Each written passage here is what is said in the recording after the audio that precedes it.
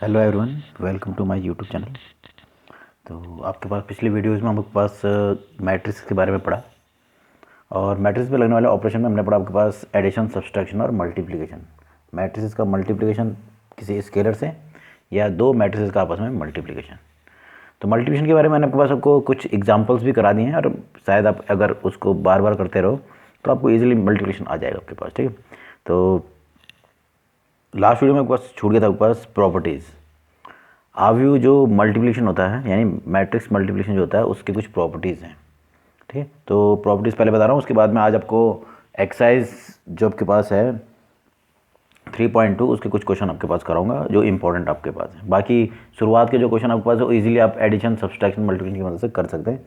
जो important question है वो मैं आपको कराऊंगा आपके पास एनसीईआरटी बुक के क्वेश्चन जो आपके पास। ठीक है, तो देखिए सबसे पहले प्रॉपर्टीज़ की ओर ध्यान देते हैं। तो मैट्रिक्स मल्टीप्लिकेशन की प्रॉपर्टी में सबसे पहले आपके पास आता है, जैसे उसमें भी हमने पढ़ा था क्रम विनिमयता या आप कह सकते हैं क्यूमुटेटिव। तो एक बात आपके पास है इसमें कि ये क्रम विनिमय हो भी सकता है और नहीं भी हो सकता आपके पास। ठीक है, देखो ऊपर यहाँ आपके पास देखो क्यूमुटेटिव, जिसे हम क्या कहते हैं क्रम विनिमय।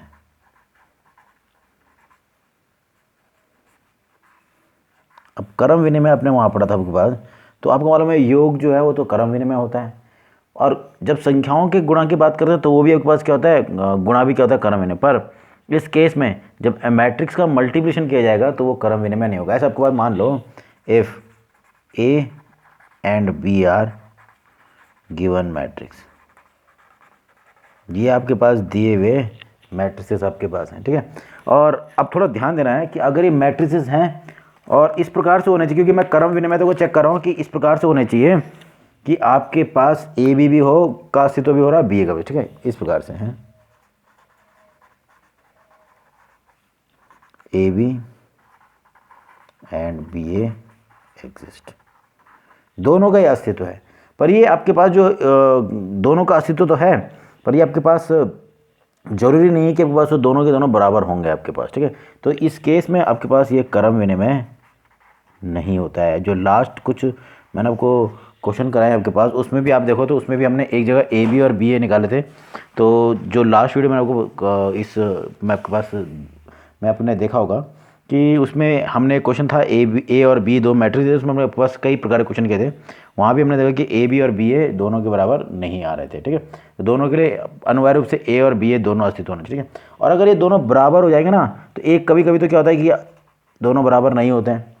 अगर मान लो कहीं पर बी ए और ए बी आपके पास अगर B A equal to A B हो रहा है तो इस टाइम पर एक बहुत इंपॉर्टेंट कॉन्सेप्ट आता है, वो कहलाता है इनवर्टिबल मैट्रिक्स का कॉन्सेप्ट यहीं से आएगा। ये इक्वल टू क्या होना चाहिए, तत्समक आयु के बराबर होना चाहिए। अगर ऐसा होता है तो आपके पास वो इनवर्टिबल मैट्रिक्स है, पर उस केस में दोनों के दोनों ए और बी दोनों को क्या होना है, स्क्वायर मैट्रिक्स होना है। क्या होना है, स्क्वायर मैट्रिक्स होना होता है। ठीक है, तब जाके आई मिलता है बस। ठीक है, तो वो कॉन्सेप्ट अलग है, पर अगर जनरली देखा जाए तो आपके पास जो आव्यूह का गुणनफल है वो क्या क्रम विनिमय नहीं होता है। ठीक है, उसके बाद आता है सहचर्यता, यह हम कहते हैं एसोसिएटिव। तो साधारण रूप से आपके पास ये क्रम विनिमय नहीं है, A B is not equal to B A. ठीक, आपके पास आता है सहचर्यता, यानी हम कहते हैं कि ये सहचर्य है अथवा नहीं। तो देखो उसके लिए अनिवार्य रूप से अगर तीन मैट्रिक्स इस प्रकार से हैं, ध्यान देना एक बात, तीन मैट्रिक्स इस प्रकार से आपके पास है, एक को नियम का पालन करते हैं। अगर ए बी सी के लिए ए बी और बी सी का अस्तित्व होना हो जाए, देखो आपके पास एडिशन के हिसाब के पास मल्टीप्लाई में क्या होना चाहिए, A into B into C equal to A into B into C होना चाहिए। अगर ये ऐसा अस्तित्व तभी होगा if B C B into C and A into B exist.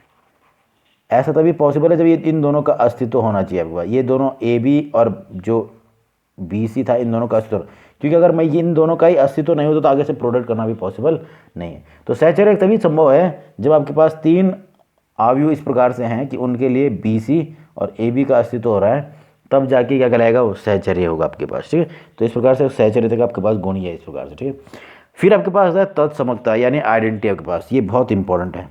आगे काम आने वाला है आइडेंटिटी एलिमेंट।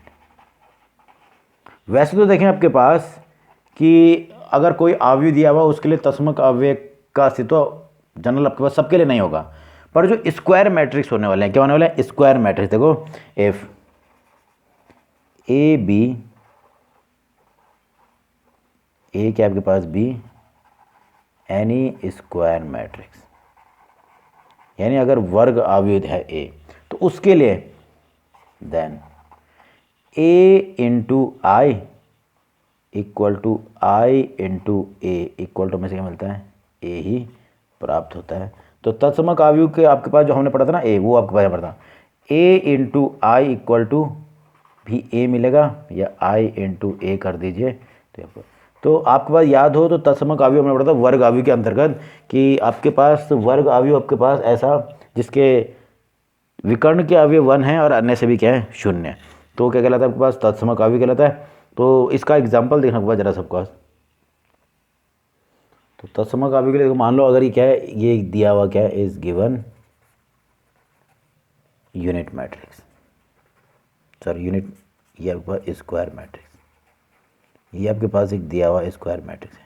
तो इसके लिए अब ध्यान देना क्योंकि ये 2x2 का है तो आपके पास अनिवार्य रूप से जो आई होगा वो भी क्या होगा? 2x2 का, यानी 1 0 0 1, जिसको आप आई लिखो चाहे कई बार इसको I2 द्वारा भी निर्मित करते हैं।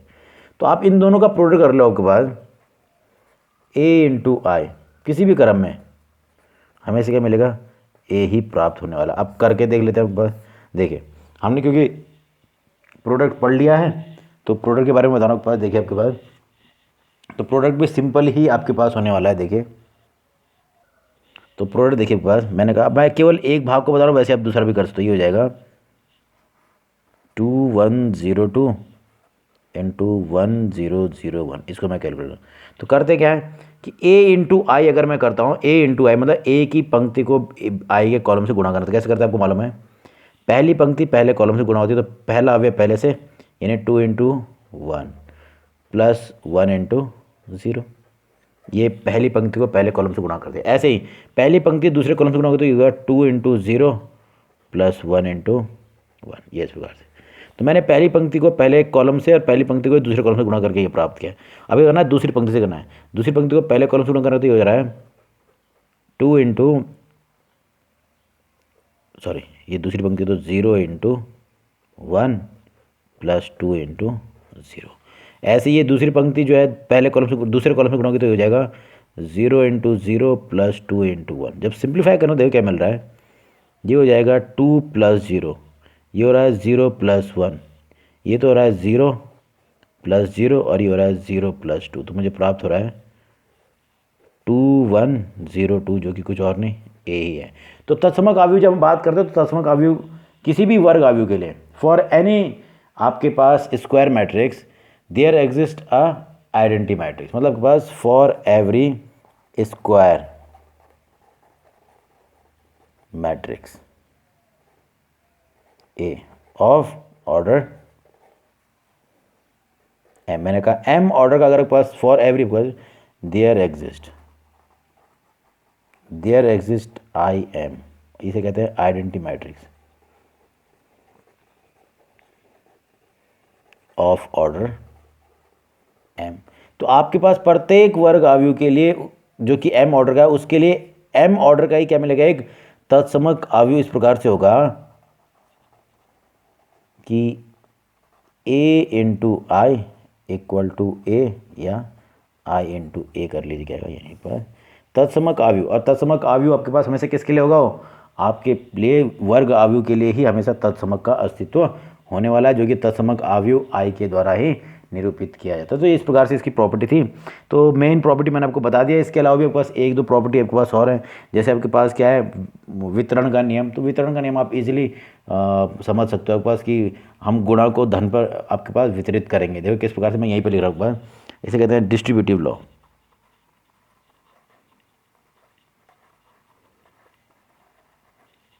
बस चौथी प्रॉपर्टी। तो यहाँ पर गुणा का नियम आपके पास है जो आपके पास डिस्ट्रीब्यूशन का है, ए इंटू बी प्लस सी, ये इस प्रकार से तो उसको लिखते हैं ए बी प्लस ए सी, ये पहला वितरण का नियम आपके पास। ऐसे ही लेफ्ट से तो वैसे ही राइट से भी हो सकता है आपके पास, ठीक है। तो ये वितरण का नियम है, आप इसीलिए इसको इजीली समझ सकते हो आपके पास, ठीक है। तो मल्टीप्लिकेशन जो है वितरण के नियम को फॉलो करता है। वितरण किस पे हुआ है? प्रोडक्ट वितरित हुआ है एडिशन पर। तो ये इस प्रकार से आपके पास है। ये थे आपके पास प्रॉपर्टीज मैट्रिक्स मल्टीप्लिकेशन के। अब मैं आपको बता रहा हूँ एक्सरसाइज के में कुछ इंपॉर्टेंट क्वेश्चन आपके पास, ठीक। तो एक्सरसाइज 3.2 के मैं कुछ इंपॉर्टेंट क्वेश्चन बता रहा हूँ। कुछ मैंने आपको एज ए एग्जांपल बता दिए हैं आपके पास, आप इजीली उनको अगर एक्सरसाइज से देखो तो क्वेश्चन के एग्जांपल के रूप में आपको उनको कुछ करा चुका हूँ। तो इससे पहले के क्वेश्चन जो आपके पास 6 था कि वो आप इजीली कर सकते हो, जो सिंपली एडिशन सब्सट्रैक्शन पर आधारित आपके पास है या मल्टीप्लिकेशन में आपके पास, ठीक है। तो जो मैं आपको बता रहा हूँ वो आपके पास क्वेश्चन नंबर 7वें का दूसरा भाग बता रहा हूँ। अब ये जो आपके पास है वो आपने पिछले साल जो 11th या 10th में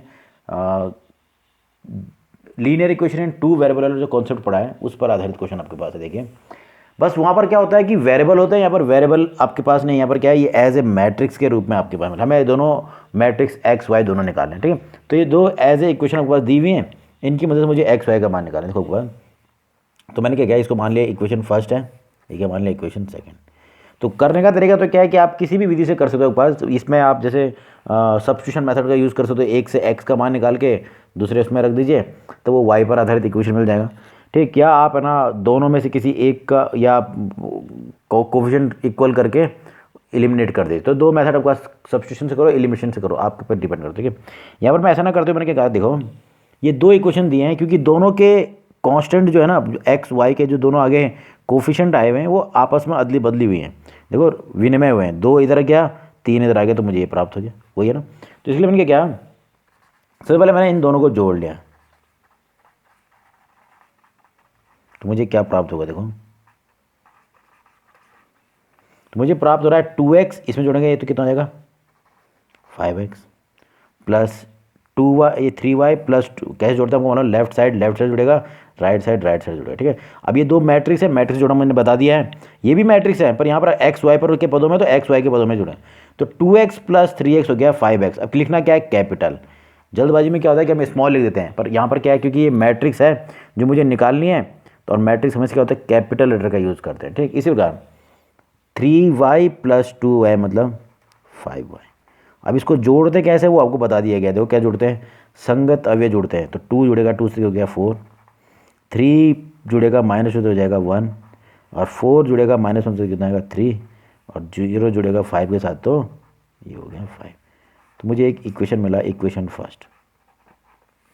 तो जैसे मैंने यहाँ पर आपके पास दोनों को जोड़ा है वैसे मैं करूँगा, सब्सट्रैक्ट करूँगा। Now subtracting equation second from first.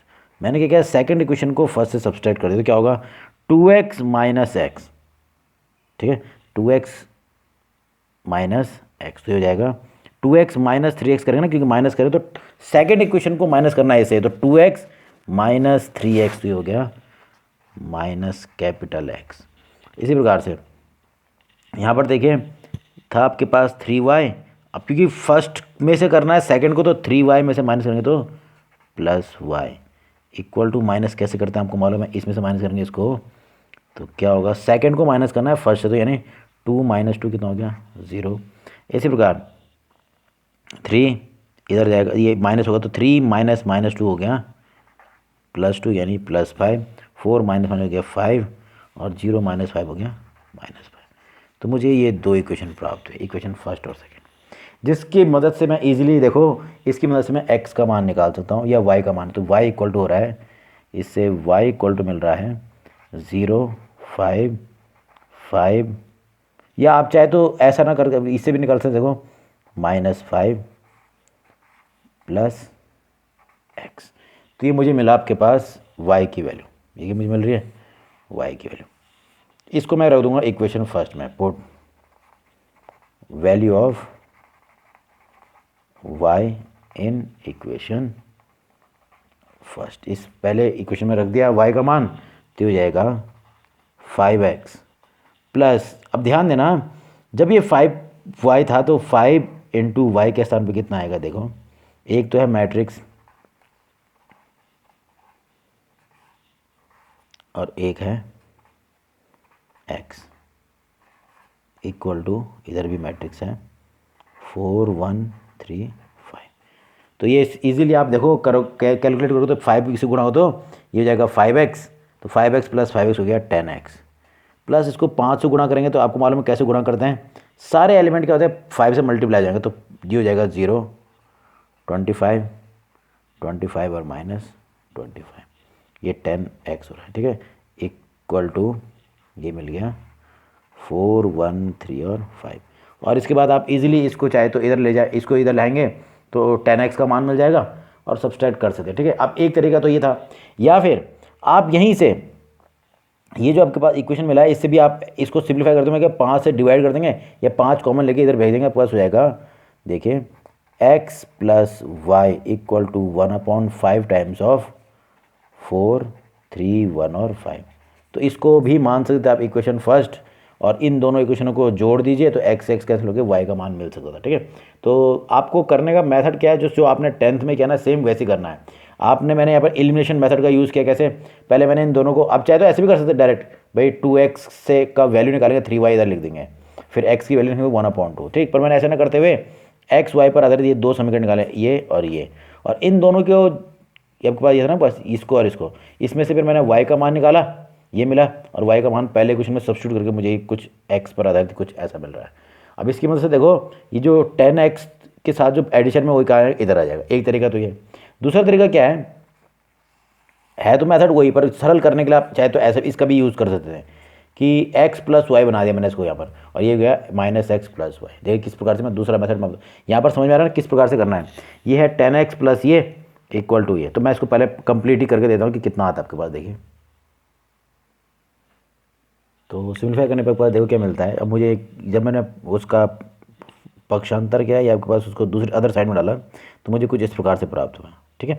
तो 10x इक्वल टू ये था, तो 10x इक्वल टू मिल रहा है। देखिए अब इसको माइनस करना, माइनस कैसे करते हैं आपको मालूम है, वही जैसे एडिशन करते हैं, संगत जो आपके पास जो करस्पॉन्डिंग एलिमेंट्स है वो क्या होंगे, वो सब्सट्रैक्ट होने वाले हैं। तो 4 - 0 मतलब 4, 3 - 25 मतलब हो जाएगा -22, 1 - 25 मतलब -24, और ये माइनस माइनस का प्लस हो जाएगा तो कितना हो जाएगा 30। और मुझे ये है 10x की वैल्यू, मुझे चाहिए x की वैल्यू, तो x इक्वल टू हो जाएगा 1/10, 4 - 22 -24 और 30। तो जब मैं सिंप्लीफाई कर रहा हूँ तो x इक्वल टू मिल जा रहा है, ये 1/10 सबसे डिवाइड होगा तो जाएगा 2/5, क्योंकि ये कैंसिल होगा। इस प्रकार से -11/5, ये हो रहा है -12/5, और ये हो जा रहा है केवल 3। तो ये मुझे मिल रहा है आपके पास x की वैल्यू। तो x मिल गया तो आप इजीली इसको किसी भी इक्वेशन में रख के आपको y की वैल्यू निकाल सकते। देखो y इक्वल टू मिला था, y इक्वल टू था, आपने इक्वेशन निकाला था 5, ये था आपके पास 0 5 5 और -5, इसमें से माइनस करना था x, तो x की वैल्यू आपने निकाल ली है 2/5 -12/5 -11/5 और 3। तो ये कुछ इस प्रकार से मिला। तो इसको आप सब्सट्रैक्ट करोगे तो इजीली आपके पास क्या मिल जाएगा, y की वैल्यू निकल जाएगी जो आप निकाल सकते हो, ठीक है, वो आप कर लोगे बस, ठीक है।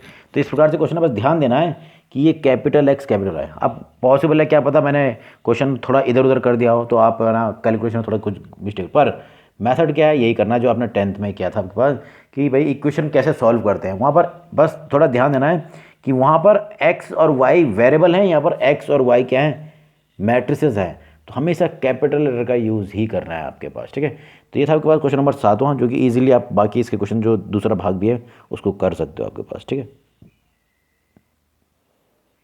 अब आपके पास है क्वेश्चन नंबर 9वां, 8th जो मैंने आपके पास जो इससे पहले वाला क्वेश्चन है वो भी आपके पास सेम वैसे ही है जैसे आपने 7th क्वेश्चन करना है आपके पास, ठीक है। तो उसको भी आप कर सकते हो। तो देखिए यहाँ पर पास देखा है एक्स वाई कैलकुलेट करना, पर यहाँ पर एक्स और वाई एलिमेंट्स के रूप में है।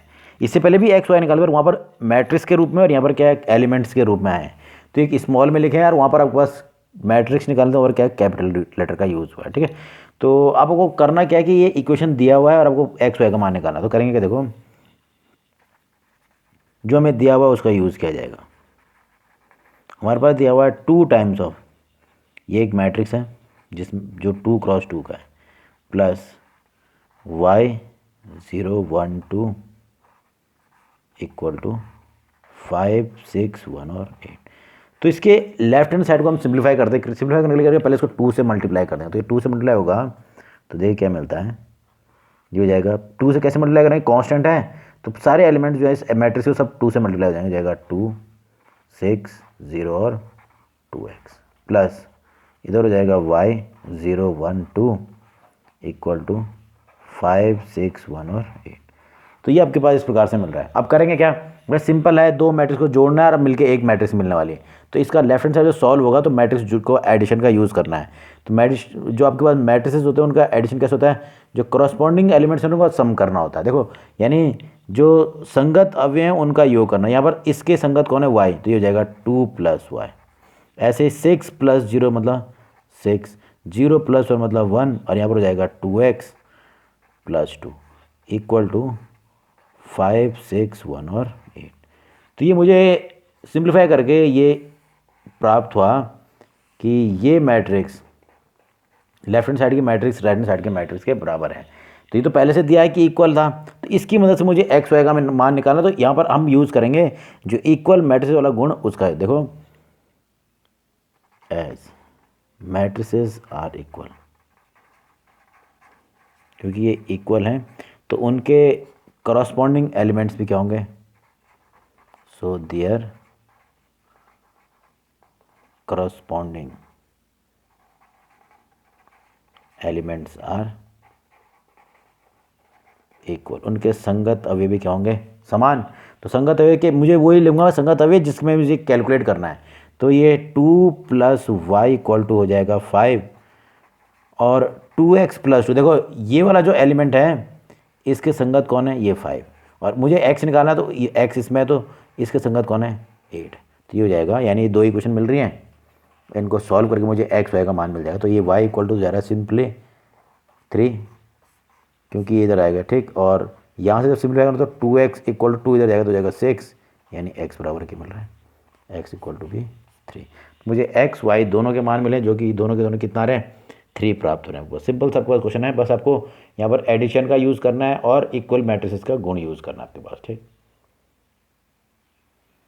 अब मैं बता रहा हूँ बस एक्सरसाइज का क्वेश्चन नंबर 12वां 9वां जैसा कम नहीं किया वैसे 10वां 11वां भी होने वाला है और वैसे 12वां भी वैसे ही, पर थोड़ा सा आपके पास अलग आपके पास उनके मुकाबले। देखिए यहाँ पर इससे पहले केवल 2 वेरिएबल का यूज़ हो रहा था, यहाँ पर आपके पास 4 वेरिएबल का यूज़ हो रहा है, एक्स वाई जेड और ओमेगा कहो या स्मॉल टैप डब्ल्यू भी कैसे आप पे डिपेंड करता है ठीक है, कि केवल नोटेशन आपके पास है ठीक है। तो मुझे ये करना है, ये इक्वेशन दिया है मैट्रिसेस पर आधारित आव्यूह हैं सबके सब ठीक। तो आव्यूह पे आधारित एक समीकरण दिया और मुझे इसकी मदद से क्या निकालना है, एक्स वाई जेड और ओमेगा की वैल्यू निकालना है। तो देखो सिंप्लीफाई करेंगे आपके पास जो हमें मिला हुआ है उसको, हमें मिला है 3 times of X Y Z omega equal to है X 6 - 1 2 times of omega plus 4 X plus Y Z plus omega और 3। तो इस बार इधर 2 मैट्रिक्स है, इधर ही आपके पास मैट्रिक्स गुणा में 3 है। तो हम क्या करेंगे, सिंप्लीफाई करेंगे इसको। तो पहले इसको 3 से गुणा करेंगे तो हो जाएगा 3x 3y 3z और 3 ओमेगा। तो लेफ्ट हैंड साइड तो कुछ ऐसा हो गया। अब इधर जोड़ना है तो जोड़ेंगे कैसे, वही संगत अवयव जोड़ते हैं। तो x जुड़ेगा 4 के साथ तो हो जाएगा x + 4, ऐसे 6 जुड़ेगा तो हो जाएगा x + y + 6, और ऐसे देखिए बस यहाँ पर हो रहा है -1, यहाँ पर हो जाएगा -1 + z + ओमेगा और ये जाएगा 2 ओमेगा + 3। तो मुझे क्या मिला, ये मैट्रिक्स इसके बराबर है। तो मैं मैट्रिक्स के जो इक्वल होने का जो गुण है उसका यूज़ कर रहा हूँ। देखो by property of equal matrices, equal matrices की जो प्रॉपर्टी है उसका यूज़ मैं कर रहा हूँ। देखो तो उसके अनुसार क्या होना चाहिए, उसके आधार पे संगत अवयव समान होना चाहिए, यानी 3x = x + 4, ऐसे 3y = x + y + 6, ऐसे 3z = -1 + z + ओमेगा और 3 ओमेगा = 2 ओमेगा + 3। तो ये मुझे इस प्रकार से पास ये पेयर ऑफ इक्वेशंस मिलेंगे। तो अगर आप देखो जो पहला वाला जो पेयर है ये आपके पास एक्स वाई पर आधारित है और ये किस पे है, जेड और ओमेगा पे आधारित, ठीक है। तो ये दो चार पेयर ऑफ इक्वेशन, क्योंकि चार एलिमेंट है चार, ठीक है। तो जो पहला वाला जो इक्वेशन है जब मैं उसको सॉल्व कर रहा हूँ तो देखो आप इजीली ये एक्स इधर जाएगा तो जाएगा 2x इक्वल टू 4, यानी सिंपली x बराबर 2। तो x की वैल्यू पहले वाले से मिल जाएगी। इसी प्रकार जो लास्ट वाला है इसको भी देखें तो 3 ओमेगा था, ये इधर आ जाएगा तो कितना होगा, ये हो जाएगा 3 omega minus 2 omega equal to 3, यानी ओमेगा इक्वल टू 3। तो ओमेगा की वैल्यू भी प्राप्त हो गई। पहले वाले से x का मान, जो पहला इक्वेशन है उससे हमने निकाले x का मान, और लास्ट वाले से हमने निकाले ओमेगा। अब देखो जब मैं इसको सिंपलीफाई कर रहा हूँ, ये जो दूसरा पेयर आपके पास है इक्वेशन का, जो आपके पास सेकंड जो इक्वेशन के रूप में मिला है इसको, इसमें मैंने क्या किया, मुझे क्योंकि x का मान तो मिल गया है 2, तो वो वैल्यू मैं रख देता हूँ यहाँ पर। तो ये हो जाएगा 3y equal to 2 plus Y plus 6। तो ये y इधर आ जाएगा तो कितना हो जाएगा आपको मालूम है, इधर आके माइनस 2y, इधर हो जा रहा है 8, तो y इक्वल टू कितना हो गया 4। तो y की वैल्यू भी प्राप्त हो जाएगी। ऐसे ही ये जो ओमेगा की वैल्यू आप इस इक्वेशन में रख दीजिए तो ये हो जाएगा 3z equal to -1 plus z, और ये यहाँ रख देंगे +3 तो हो जाएगा +3। तो ये z इधर आएगा तो हो जाएगा 2z इक्वल टू ये -1 प्लस 3 यानी 2, तो इससे मुझे मिल रहा है z इक्वल टू 1। तो मुझे तीनों ये चारों जो कॉन्स्टेंट्स हैं उनकी वैल्यूज़ मिल गई है। तो सिंपल सा क्वेश्चन आपके पास है, आप इजीली इसको क्या कर सकते हो समझ के। अब मैंने तो यहाँ पर डायरेक्ट कर दिया, तो आपको अलग अलग करना है इक्वेशन को सॉल्व करते हुए, कि पहले इक्वेशन को सॉल्व किया फिर उसकी मदद से दूसरे इक्वेशन में एक्स की वैल्यू रखते हुए करना, ठीक है।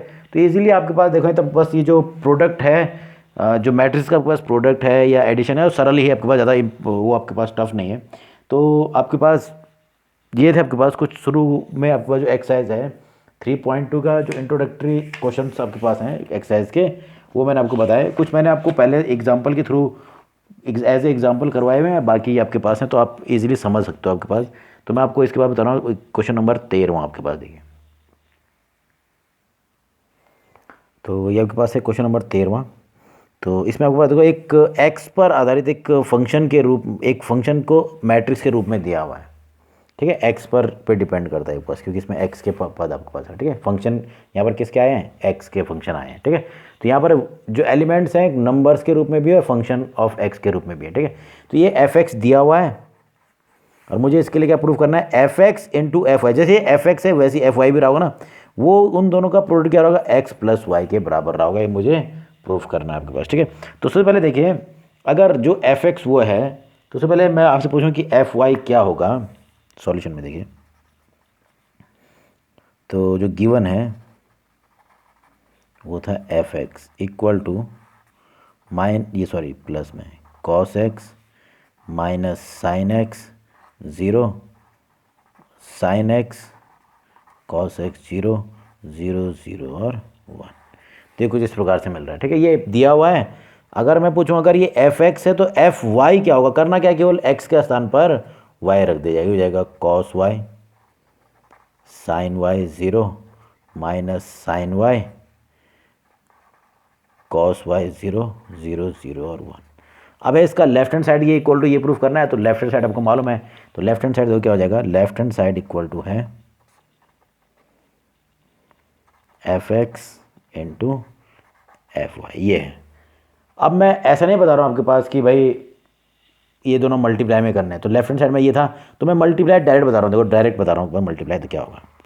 तो मल्टीप्लाई कैसे करते हैं आपको मालूम है, इसकी जो पंक्ति है पहली पंक्ति इसके तीनों कॉलम से गुणा होने वाली है। अब कैसे होगा वो देखो, सबसे पहले पहली पंक्ति को पहले कॉलम से गुणा करते क्या हो जाएगा, कॉस एक्स कॉस वाई से ही हो जाएगा, गुणा होने पर cos X into cos Y, बीच में साइन आता है प्लस का, फिर ये गुणा होगा इससे तो प्लस प्लस का भाई आपके पास हो जाएगा minus sine X into sine Y, और ऐसे ही क्या हो जाएगा ये 0 से 0, ये कुछ इस प्रकार से होगा प्लस 0, अगला एलिमेंट 0 हो जाएगा, ठीक है। तो इस प्रकार से आपके पास मल्टीप्लाई करना है। तो मल्टीप्लाई करके देखिए क्या मिलता है आपके पास, मैं आपको बताता हूँ, देखिए।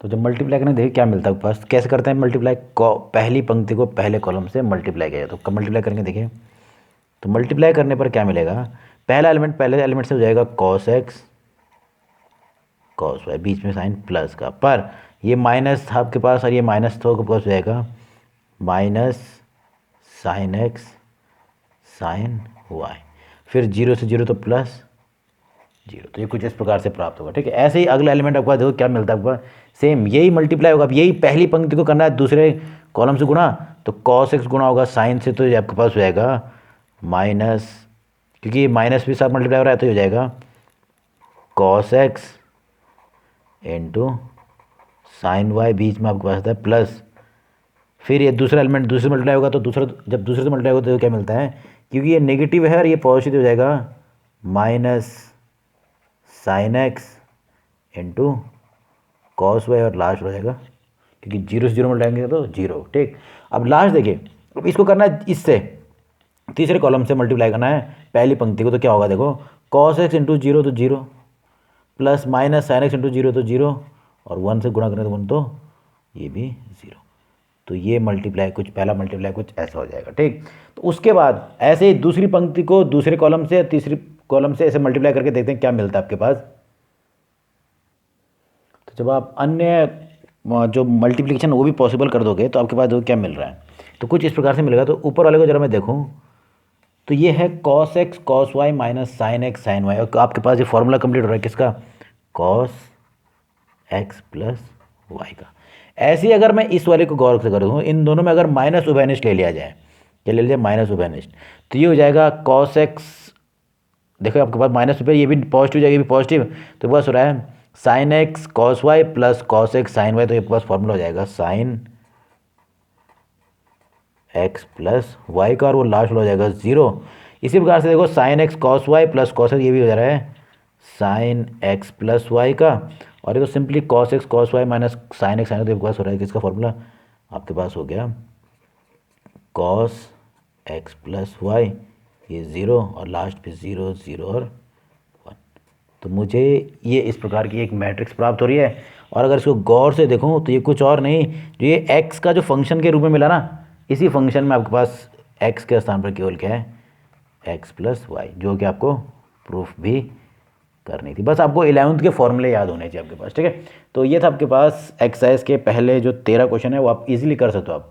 इसके बाद के जो क्वेश्चन आपके पास है थोड़ा सा अलग भी होंगे और इंपॉर्टेंट भी आपके पास होने वाले हैं। ठीक है, तो उसको मैं आपको नेक्स्ट वीडियो में बताने वाला आपके पास।